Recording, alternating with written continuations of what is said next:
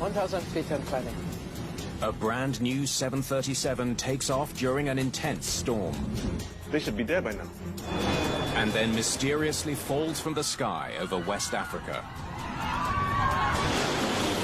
Those who operate these type of aircraft, they have the same question: what happened? What happened in Cameroon? Investigators scour the crash site for clues. The ground over there. This was the toughest accident scene I've been on in my career. But look at this. When the investigators review the flight data, We're crashing! they discover there was an inexplicable fight for control in the cockpit. Left! Left! Left direction! Who flies like that?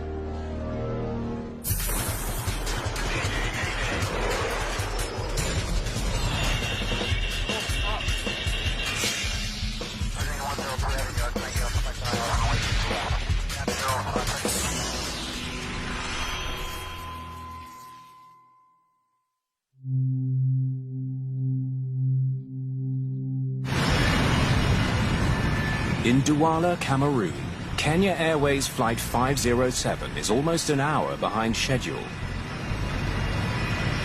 Ladies and gentlemen, we are going to wait for the weather conditions to improve before we take off. A severe storm must pass before the pilots can depart. There are 108 impatient passengers on board. Many need to catch connecting flights. Flight 507 began in Abidjan earlier in the day. It's now bound for Nairobi, Kenya. 507 was a very common flight for Kenya Airways, particularly last decade. The amount of traffic from East Africa to West Africa has really increased, partially because there's much more business going on. The Boeing 737NG, recently acquired by Kenya Airways, is the newest generation of twin-engine commercial jets. This was a new era of aviation in Africa, where airlines, and particularly the bigger ones, invest in brand new aircraft.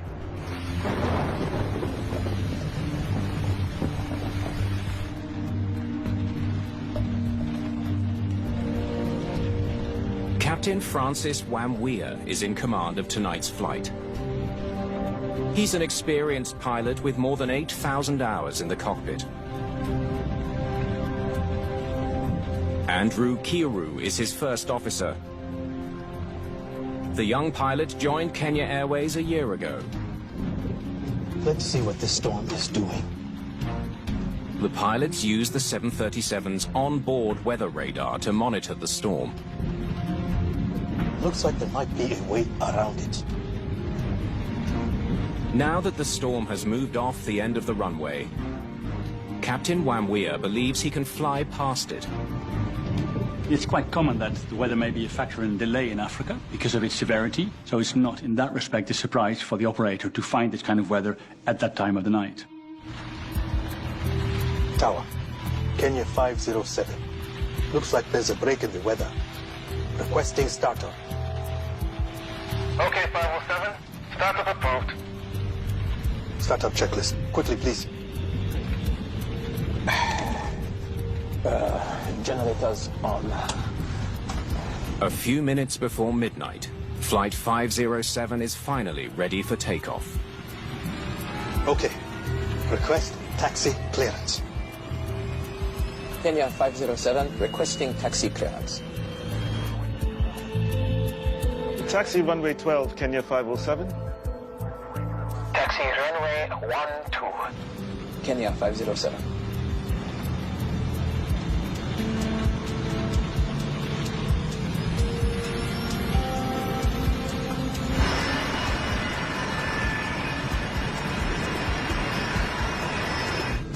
Put on the wipers.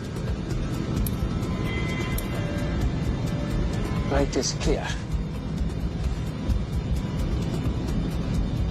The crew taxis to the runway. There's one flight ahead of them, Royal Air Maroc Flight 287. Royal Air Maroc 287, in position. Runway 12, latest weather, please. Visibility 800 meters. Wind calm. Rain, moderate thunderstorms. All right. 287. Clear for takeoff. The Royal Air Maroc flight departs without incident.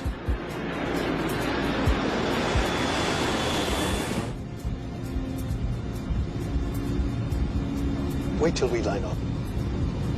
Okay. Usually, things happen quickly, though. Okay. Try to keep up.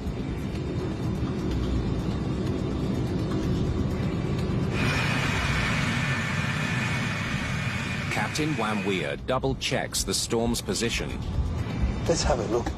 and confirms the route around the lingering storm cell. Tower, Kenya 507.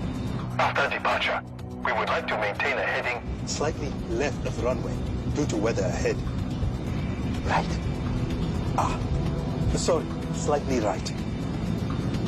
Just after the aircraft took off, the plan was to make a small turn to the right to avoid the most active weather cells that they saw on the weather radar in front of them. Approved. Okay.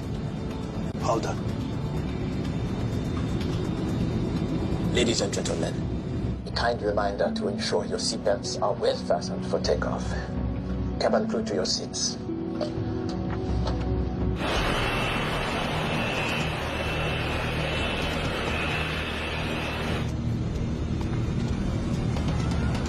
Okay.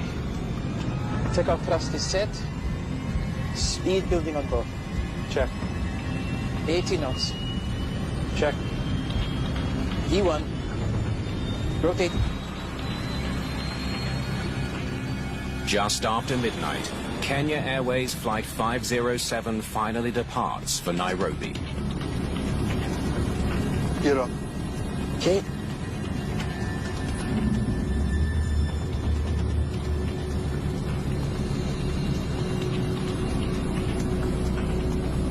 $1,000 feet and climbing. Heading select. Selected. Check. The 737 starts turning right to avoid the storm. N1. Okay, command. So, should I remain on this heading? Yep.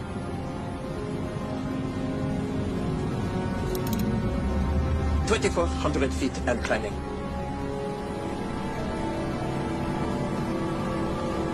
Now we're getting into it.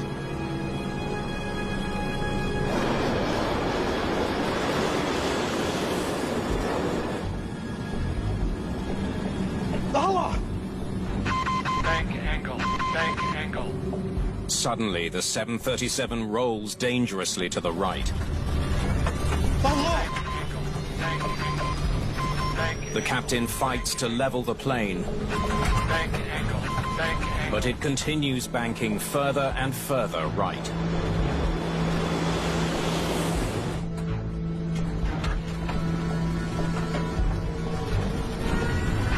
Bank angle, bank angle. Despite the pilot's efforts, they keep rolling.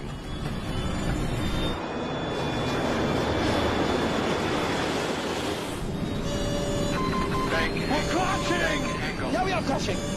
Left! Bank angle, bank angle. Left direction! Marine, bank angle, bank angle.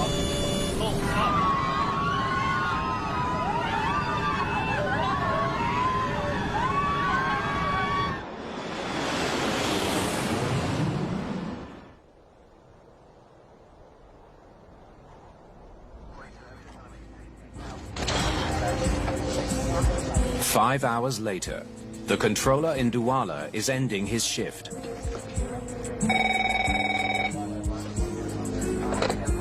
Dula Tower.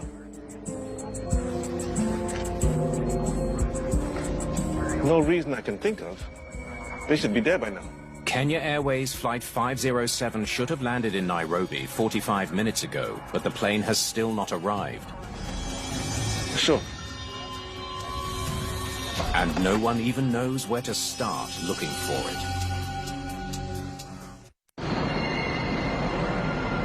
Kenya Airways Flight 507 was due in Nairobi at 6:15 a.m. local time. But it never arrived. By morning, news of the missing 737 has spread. Families and friends of the passengers want to know where their loved ones are.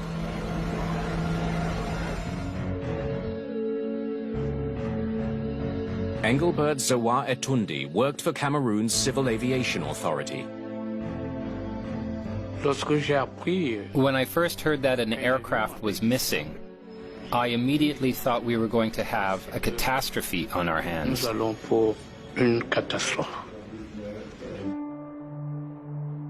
2 days later, search teams finally locate the wreckage of Kenya 507. It's 3.5 miles southeast of Douala Airport. The 737 has crashed into a mangrove swamp and is submerged in mud and water. There are no survivors.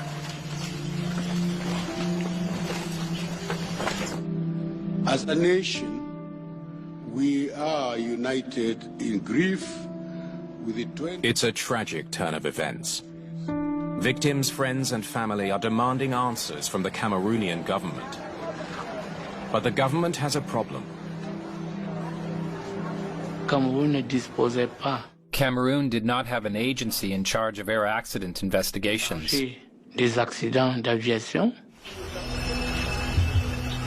Investigators from several countries descend on Cameroon. Since the Boeing 737 is manufactured in the United States, Dennis Jones from the U.S. National Transportation Safety Board, the NTSB, joins the investigation.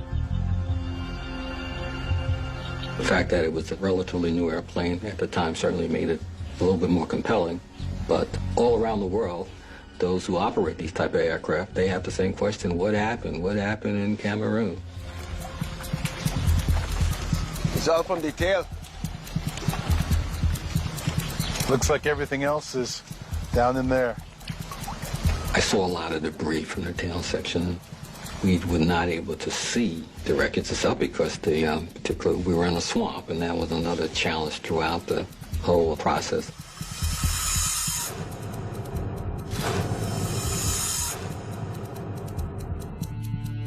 A technical advisor for Boeing, Mark Smith, also joins the team of investigators.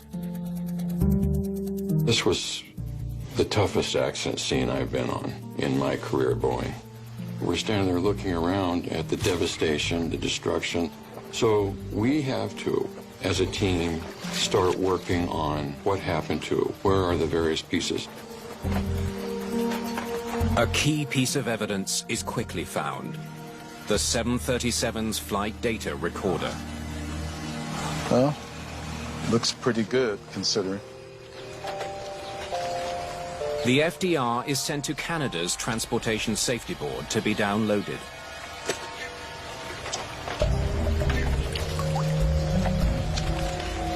While searchers continue looking for the cockpit voice recorder, investigators try to determine what caused the plane to crash so soon after takeoff. The airport is only 3.5 miles away. They can't have been in the air more than 2 minutes. We really didn't have a clue. They're looking for explanations. We were able to start doing a lot of on-scene examination, documentation, and trying to get an idea how it impacted the ground. The layout of the wreckage tells investigators how the plane was flying on impact. Completely obliterated. So I haven't found the most of it. Looks like it came in hard and fast. When you have a high-speed impact like that at a nose-down attitude, you usually get extensive fragmentation of aircraft. Well, actually, what we're trying to do is estimate, if we can, an angle and maybe even a speed of impact to try and get a feel for what happened, because once again, we don't yet have the FDR data. How deep does this go? More than 15 feet. No, definitely hit nose first. And hard. So, was there some kind of loss of control that took place? That was what was kind of foremost on my mind. While they wait for the flight data, investigators turn to the controller on duty that night to help fill in some blanks. What can you tell me about that night? The first thing is that they delayed their takeoff. Really? How come? There was a storm coming in from the east.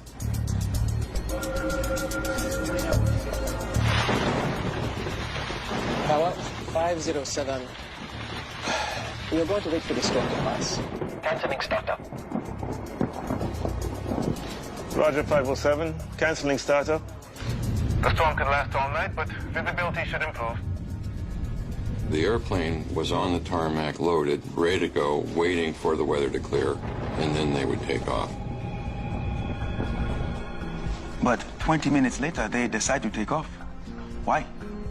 It cleared a bit, and they were going to try to get around it.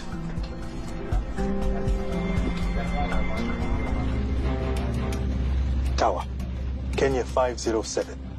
Looks like there's a break in the weather. Requesting startup. Okay, 507. Startup approved. The controller explains how the crew plan to fly to the right of the storm. Is it possible the crew misjudged the storm's size and strength? NTSB investigator Bill Bramble also joins the team. They had a cell 8 miles off the end of the runway, so the crew was using their own radar to decide how to maneuver around the cell. Here's a meteorological report from that night. Thunderstorm and rain over the airport with winds gusting up to 20 knots. But it was starting to clear.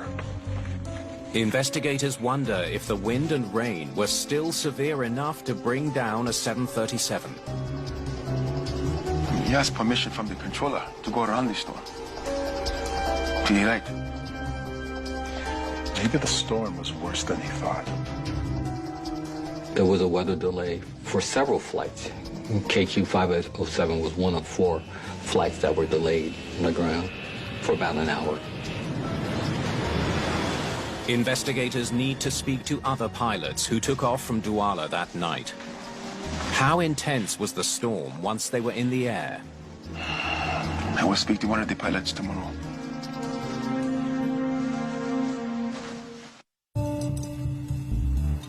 Investigators interview a pilot who departed immediately after Kenya Airways Flight 507. They need to find out if he had any difficulty avoiding the storm.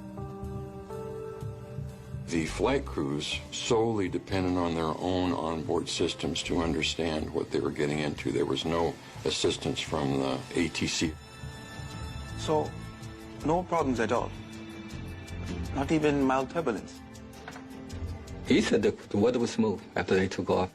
They did the same thing, too. They took off and turned to the right, too, to circumnavigate the weather. Okay.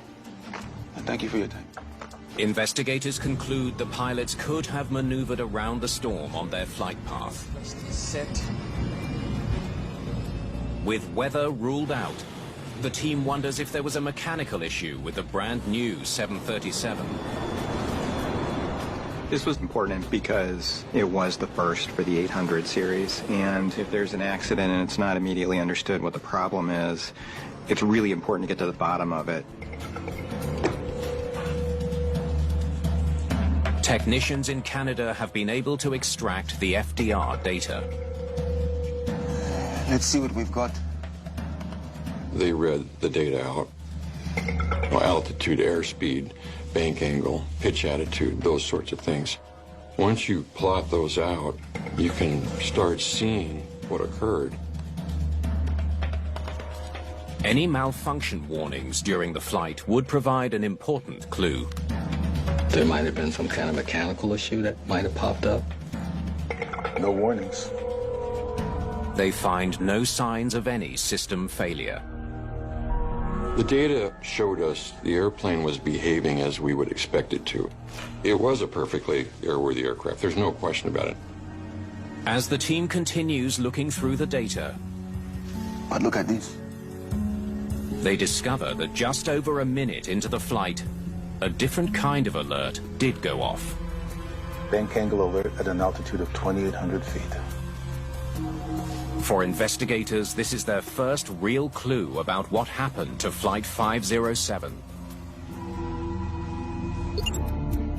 Any roll exceeding 35 degrees is considered extreme. Once reaching that angle, a warning alerts pilots of danger. Rotate. When investigators review the pilot's inputs after takeoff, they make a critical discovery. Gear up. Okay. He was turning left from the moment they left the ground. That information showed us that right after takeoff, the aircraft started to roll to the right a little bit, and the pilot corrected it. And then he keeps making corrections to the left. Looks like he's trying to keep the plane level.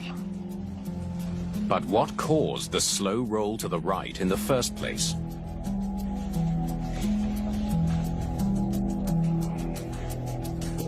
Bingo.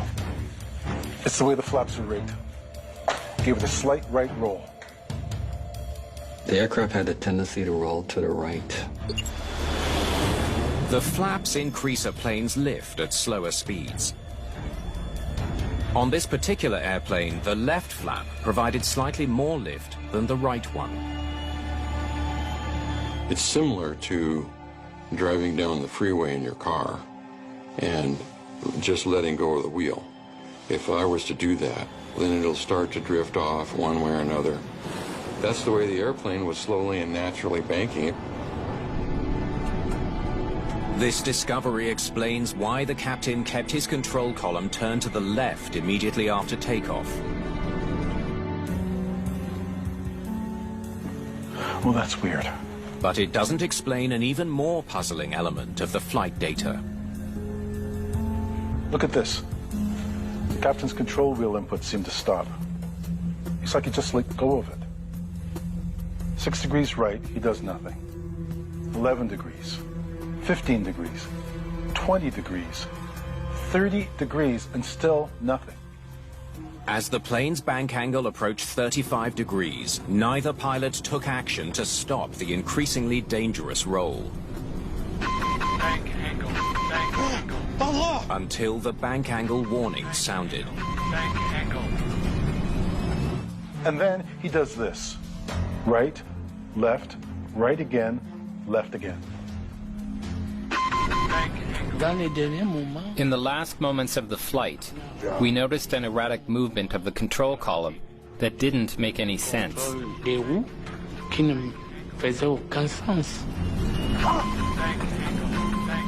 For 16 seconds after the bank angle warning, the aircraft continued its dangerous roll.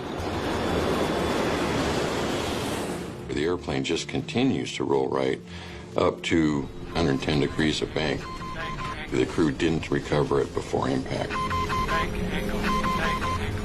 The data paints a baffling picture of the 1.5-minute flight.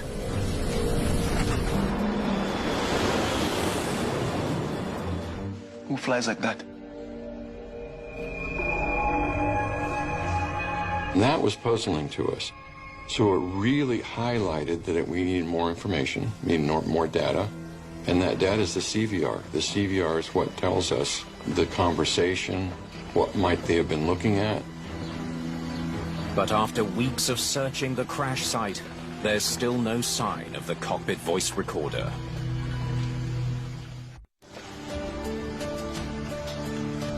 It's been more than a month since the crash of Kenya Airways Flight 507. And the cockpit voice recorder has still not been found.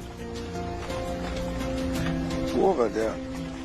We spent days scouring the site, up track, down track, everywhere, looking for the CVR, trying to find it. The team now uses a tracking device to scan the swamp for a signal from the box.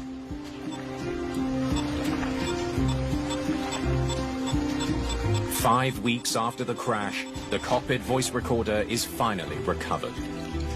That was a very, very exciting time for everyone involved with the recovery, as well as the investigation group itself for having that information. Okay, let's start on the ground. Started. Investigators hope the recording will explain why the pilots let their plane bank so dangerously to the right. Tower, Kenya 507. Looks like there's a break in the weather. Requesting startup. Okay, 507. Startup approved. Okay. Request taxi clearance. They hope the recording will also explain how they ended up spiraling into a swamp. 1,000 feet and climbing. Heading select. Okay, this is where he stops making any inputs. Selected. Check. N1. Okay, command. That's the call to activate the autopilot. So, should I remain on this heading? Yup. After calling for the autopilot to be engaged, Captain Wamwea released the control column, trusting the autopilot to fly the plane. But there's a problem. The autopilot didn't come on. He thought the 737 was flying itself. There was nobody flying the controls, so nothing was controlling the airplane. The discovery changes the course of the entire investigation. N1. Okay, command. Why didn't the autopilot come on? The captain calls for the autopilot to be engaged. But the first officer does not respond. The procedure should be for the first officer to push the button and say, the autopilot engaged. Okay, command. So, should I remain on this heading? Yep. Investigators believe the first officer was so focused on inputting the route around the storm that he failed to engage the autopilot. 2,400 feet and climbing. Now we're getting into it. Meanwhile, the captain assumed the autopilot was engaged and controlling the pre-selected right turn.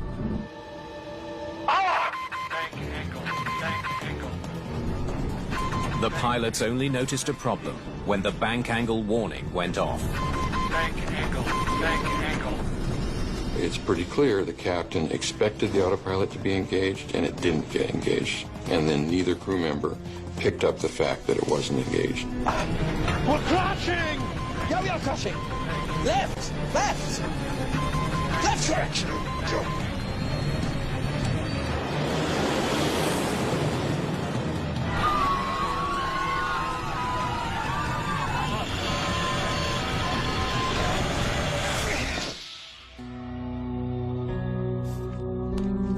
Why did neither crew member take the critical step of engaging the autopilot? Standard operating procedures provide a safety net for crews, but if crews don't adhere to the standard operating procedures, they lose that protection. They comb through Kenya Airways procedures to see who has responsibility for activating the autopilot. Anything?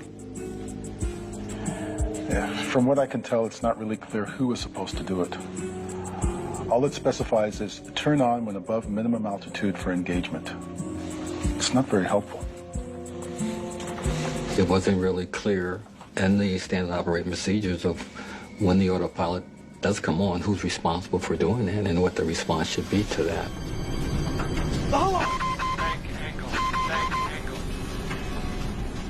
Recovering from a 35-degree bank is not a complicated procedure.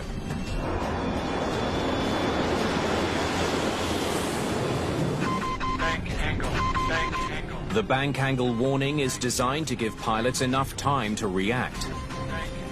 But for some reason, this crew wasn't able to do that. The team digs into their records. This is what we have on one way. Lots of experience. 16 years as a pilot, most of those on the 737. Let's see what this storm is doing. The captain had been a flight attendant for Kenya Airways years and years ago, and then went to flight school and got his ratings and transitioned into the role of pilot. Wait. Look at this. But the captain's training records reveal serious shortcomings. Inadequate knowledge of systems and procedures, insufficient flight discipline, poor cockpit scans. Below standard. Yikes. Get up. Okay. We discovered the captain had a history of training difficulties and lack of systems knowledge for autoflight systems and so forth. So he had some red flags in his history. The first officer's report isn't any better. Failed to monitor autopilot when engaged. V1. Rotate. The first officer was young and fairly inexperienced. He only had a little over 800 hours of flight time, and he had had some training feedback that involved things like you need to be more proactive about calling out deviations and so forth. Not an A-level crew.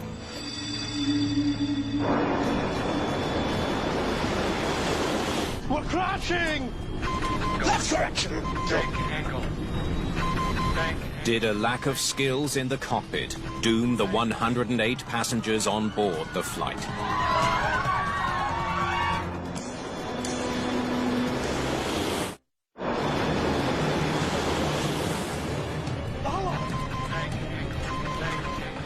Investigators need to determine if pilot error caused the horrific crash of Kenya Airways Flight 507.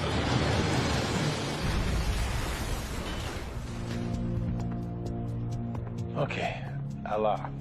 He's definitely surprised. Then 22 degrees to the right, 20 left, 45 right, then 11 to the left. That's not helping.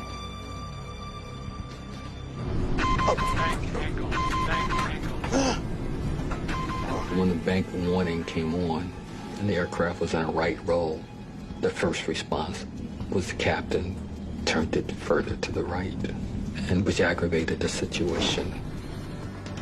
Now the bank angle is approaching 50 degrees.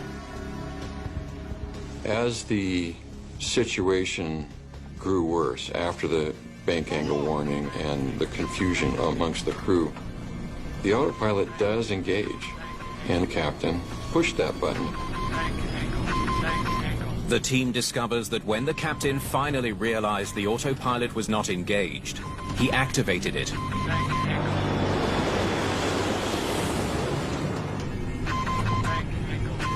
But when it didn't immediately level the plane, the captain turned the control column erratically, an action which overrode the autopilot. We're crashing! Yeah, we are crashing. Then yes, we are crashing. Left, left, left correction. So now one's trying to turn left while the other turns to the right. They're fighting each other's inputs.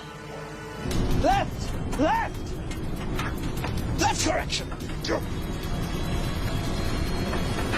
Bank angle, bank angle.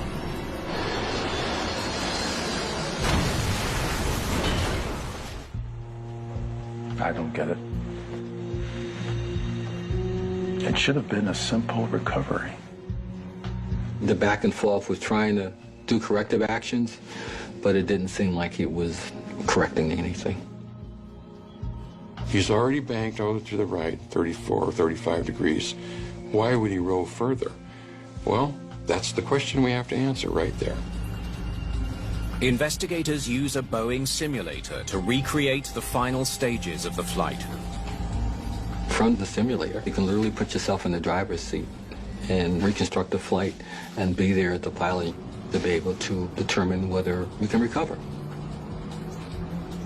Can we give it a 50-degree right bank, please? Activate the autopilot, please.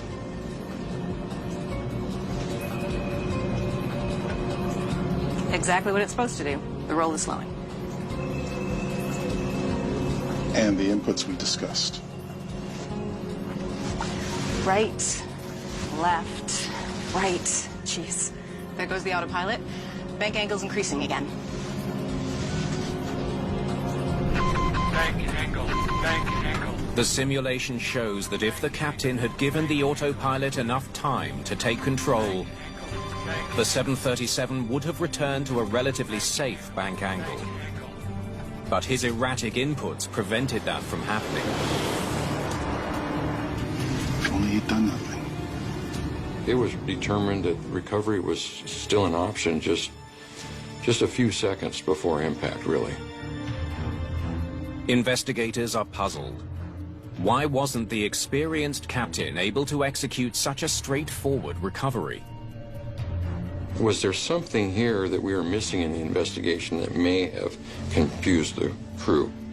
So we started looking harder at the possibility of spatial disorientation. From the simulator? Yeah. Just darkness outside. No reference at all. It was a completely black view out the windshield. If you look up out the windshield, you have no ground reference that could immediately have helped you straighten the airplane out. Spatial disorientation is an inability to distinguish up from down, left from right. It has been known to hinder judgment and delay response times. We're crashing! Yeah, we are crashing! Left! Left! Left direction! Only the first officer seemed to assess the situation correctly. First thing he says is, yeah, we are crashing. It took him 10 seconds to speak up.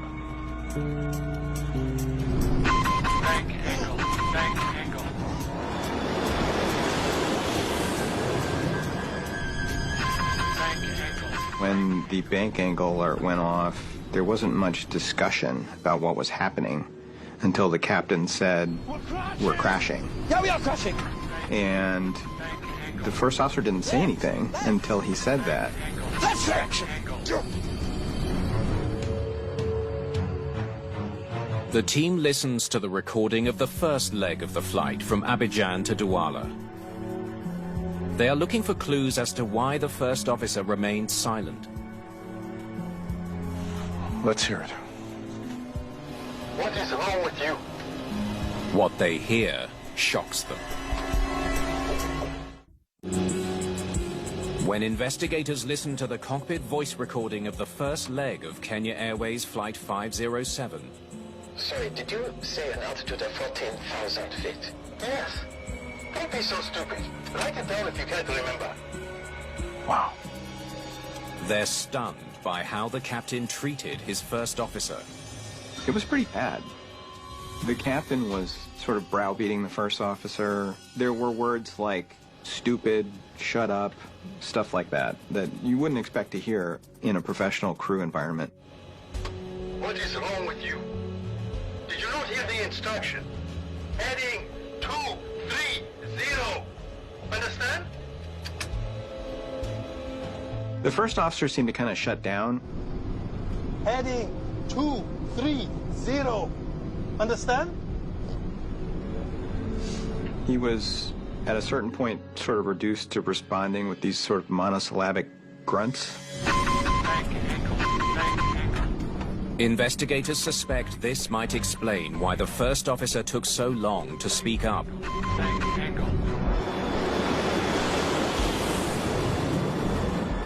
The captain's behavior toward the first officer on the first flight likely caused him to adopt sort of a passive role. You need both pilots actively engaged in checking each other and catching errors, and if one pilot adopts a passive role, they're going to be less effective. So, heightened ego. Captain Wamwia's treatment of his first officer leads investigators to examine his professional history more closely. Can you tell me more information? We spent a lot of time going through pilot records, interviewing other flight crew members. Were there any? Yes. They quickly learned that the captain's shortcomings were not limited to his flying abilities. Okay. He had a lot of concerning things in his training files about being overbearing, being authoritarian in terms of how he dealt with other crew members. So, we have a young, reserved first officer and an overbearing captain. This accident is kind of a throwback to those early days where we were focused on the issues of overly assertive, authoritarian, overbearing captains and submissive, inadequately assertive junior first officers. A lethal combination. Investigators conclude the bad pairing in this flight crew set in motion a sequence of events that led to the crash. As an investigator, all of these accidents I've worked, it's very clear there is never a single cause. It's always a chain of events. So, should I remain on this heading? Yup. A deadly combination of poor pilot performance and spatial disorientation contributed to the accident. All the risk factors were present. There was distraction, there was reduced outside visibility, and there was confusion. But in the end, investigators conclude that one major mistake triggered the entire tragedy. N1. Okay, Commander. So, should I remain on this heading? Yep.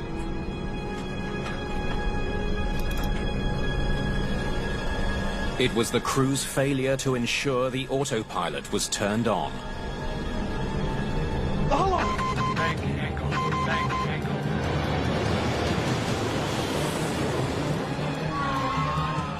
That ultimately led to the death of 114 people. We're crashing!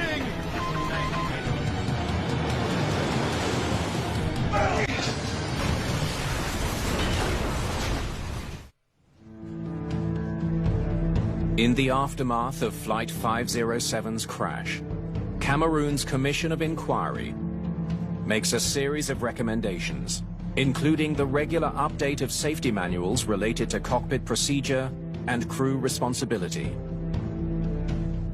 They made changes to the standard operating procedures about who's responsible for engaging the autopilot, and that was very key. And improved pilot training with a focus on upset recovery. One technology that Boeing has tested and developed and is looking at putting into its airplanes is a roll recovery arrow, so that if you're at an unusual angle of bank, the attitude display will actually show you which direction you need to roll the airplane and provide an accompanying oral. In the end, you have to look at training, crew makeup, all adding into all the links of chain, the chain that caused this to happen this night. Let's see what the storm is doing. And those who are not familiar with accident investigation think that all the answers are at the crash site. It's rarely at the crash site. And that's exactly what happened. Rotate.